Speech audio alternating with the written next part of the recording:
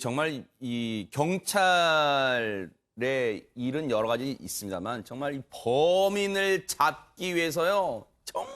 정말 막 전력 질주하는 것도 많잖아요. 근데 실제 영화에도 그런 장면 많이 나와요. 영화 좀 보시고 좀 이어가 볼까요? 우리가 많이 봤던 영화입니다. 영화 추격자 보면요. 김윤석 씨가 하정우 씨 잡으려고 보세요. 골목을 저렇게 막 달려갑니다. 땀 뻘뻘 흘리면서 보세요. 경찰 정말 달리기, 김유희 프로파일러님도 경찰 때 막 달리기 좀 많이 하셨을 것 같아요. 정말로 경찰은 저렇게 달리기도 잘해야 될 것 같고 숨이 헐떡헐떡 차오를 텐데도 저렇게 끝까지 쫓아갑니다. 이게 영화 추격자의 모습이고요. 또 인기 끌었던 영화 청년 경찰에서 보세요. 두 열혈 젊은 경찰들이요. 저렇게 의기투합해가지고 한번 잡아보자 하면서 또 추격신도 여기에 또 나옵니다. 보세요. 업어치기도 하고 범인도 검거하고 이렇게 추격신도 나왔던 청년 경찰까지 보여드렸는데 시청자분들이 그러실 거예요. 아침부터 뉴스파이터가 왜 경찰의 저런 추격 장면, 이 검거 장면이 나오는 영화를 보여줬을까 하실 텐데 김기혁 아나운서 이유가 있습니까?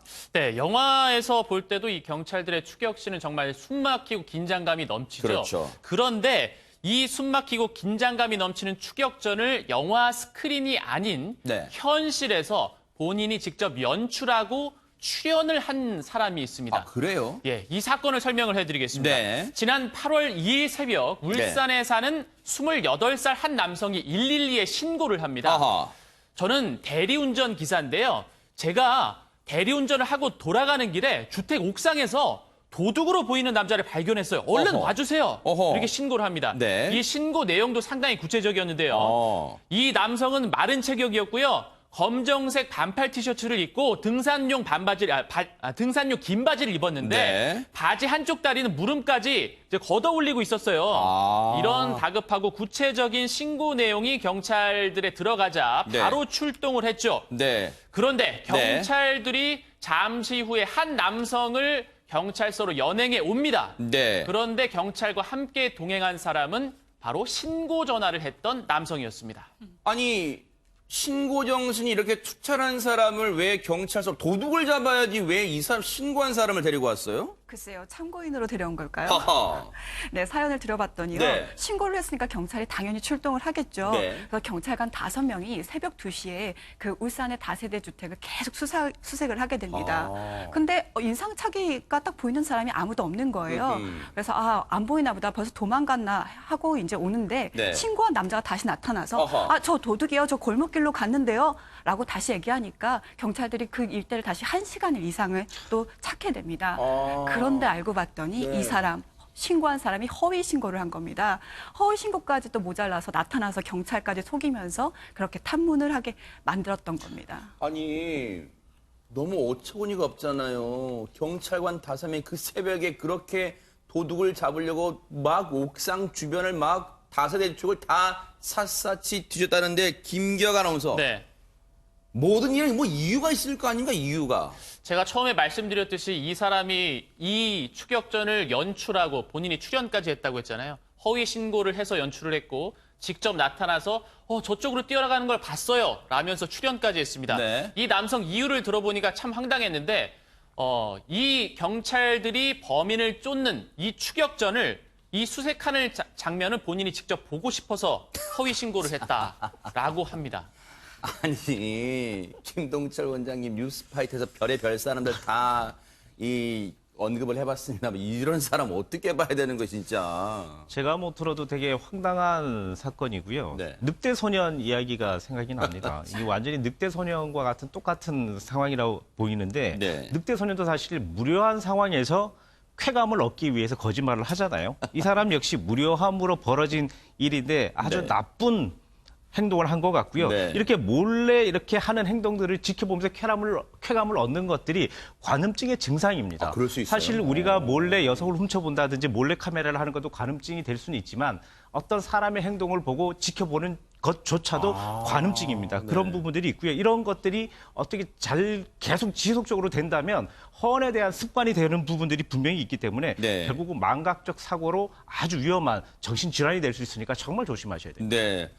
그런데요, 이걸요, 저 사람은 저렇게 신고로 경찰이 저렇게 그 새벽에 다세대 주택을 여기저기 샅샅이 수색할 때 정말 김동철 원장님 말씀처럼 얼마나 속으로 고소하다고 생각했을까, 팔짱 끼고 딱 지켜봤을 거 아니에요. 그런데 박성배 변호사님, 이거 단순한 해프닝으로 넘길 사안 아니잖아요. 지난해 8월에 이 허위 신고를 하기 전부터 이 남성에게는 범죄 혐의로 기소 또는 전과가 있는 상황이었습니다. 아하. 지난해 3월에 이 남성이 중고 자동차를 구매하면서 금융권에서 1천여만 원 대출을 받는데 이 대출금을 갚지 않았다는 이유로 이미 사기로 기소가 된 상태였습니다. 아이고. 그리고 약 석 달 뒤 지난해 6월에는 편의점 테이블 위에 있던 110여만 원 상당의 스마트폰을 훔쳐 달아나는 등 이미 절도 전과도 이해가 있는 그래요? 상황이었는데 네.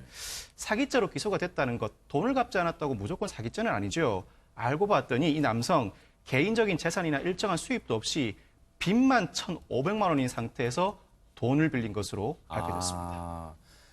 재산도 없으면서 돈 빌리고 사기죄, 그리고 편의점에서 스마트폰, 고가의 스마트폰 훔친 절도죄, 여기에다가 경찰들 고생하게 시킨 이것도 죄를 당연히 물어야겠죠, 임방글 변호사님? 네, 죄가 좀 많습니다. 제가 아까 얘기 드린 대로 뭐 사기죄, 절도죄도 있었고요. 사기죄, 절도죄 같은 경우에 피해자한테 피해복이 전혀 안 됐어요. 이제 거기에다가 지금 가장 중요한 거, 지금 장난으로 지금 경찰관들 그 고생시켰잖아요. 네. 이거 공무집행 방해죄거든요. 이거 좀 엄히 봅니다. 여기에다가 이미 과거에 또 절도 전과가 2번 있었던 점. 그리고 네. 지금 소재가 불명이에요. 재판을 받으러 출석을 해야 되는데 안 나온 겁니다. 지금 안 잡혔어요, 이 사람? 아직 안 잡혔습니다. 허허. 그래서 이 상황이기 때문에 재판부가 집행유예가 아닌 실형 네. 1년, 징역 1년을 선고했습니다. 아니, 검거가 안 됐는데도 임방글 변호사님, 네. 그냥 재판장이 실형 선고는 할 수 있는 거예요? 할 수 있습니다. 아. 왜냐하면 피고인이 계속해서 오지 않는다고 해서 재판을 차일피일 미룰 수가 없기 때문에 아하. 범죄 혐의가 모두 다 입증이 되고 선고만 네. 남은 상태에서도 계속 피고인이 안 온다면은 이렇게 피고인이 없는 상태에서도 선고 내릴 수 있습니다. 네. 어쨌든 그러면 남은 건 딱 하나밖에 없어요. 검찰이 이 사람 검거에 지금 전력을 다한 수밖에 없어요. 지금도 대한민국 어느 땅에선가 지금 또 다른 나쁜 짓을 꾸미고 있을지 모른다, 이런 생각해 보면 정말 이거 불량인간이에요. 이 불량인간 반드시 검거를 해 주기를 기대를 해 보겠습니다.